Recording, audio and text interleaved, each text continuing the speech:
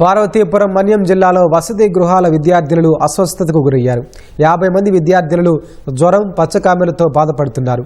దసరా సెలవులకు ఇళ్లకెళ్లి తిరిగొచ్చిన విద్యార్థులు 1-2 రోజుల వ్యవధిలో అనారోగ్యానికి గురవడంతో తల్లిదండ్రులు ఆందోళన చెందుతున్నారు. 2 రోజుల క్రితం కురుపాం మండలం శివన్నపేట గిరిజన వసతి గృహంలో 40 మంది విద్యార్థులు అస్వస్థతకు గురవడంతో అధికారులు అప్రమత్తమయ్యారు. అనారోగ్య సమస్యలున్న విద్యార్థులను జిల్లా ఆసుపత్రికి తీసుకురావాలని వారి తల్లిదండ్రులకు ఫోన్లు చేశారు. దీంతో 50 మంది బాధితులు వారి తల్లిదండ్రులతో కలిసి ఆసుపత్రికి వచ్చారు. బాధితులందరికీ జిల్లా ఆసుపత్రిలో ప్రత్యేక వార్డు ఏర్పాటు చేసి చికిత్స అందిస్తున్నట్లు చెప్పారు. 2 విద్యార్థులకు పచ్చకామెర్లు ఎక్కువగా ఉండటంతో విజయనగరం రిఫర్ చేశారు. ఆసుపత్రిలో చికిత్స పొందుతున్న విద్యార్థినులను జిల్లా కలెక్టర్ ప్రభాకర్ రెడ్డి పరామర్శించి ఆరోగ్య పరిస్థితి అడిగి తెలుసుకున్నారు.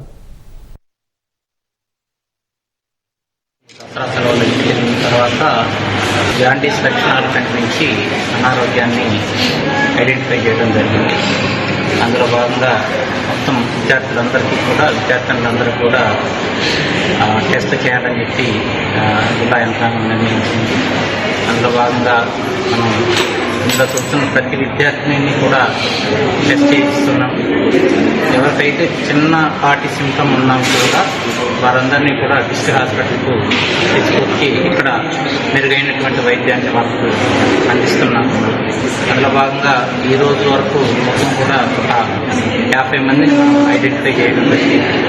ఈ 50 మందిలో 20 మంది కోలుకున్నారు పూర్తిగా.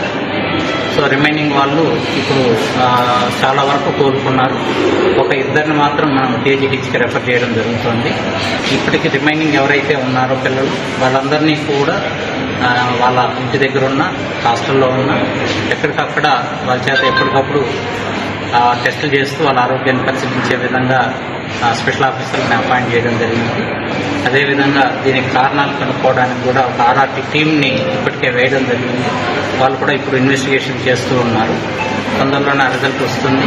అదేవిధంగా ఈరోజు ఇక్కడ పిల్లలందరితో కూడా మాట్లాడడం జరిగింది. వాళ్ళందరూ కూడా చాలా బాగా రికవర్ అవుతున్నారు. 2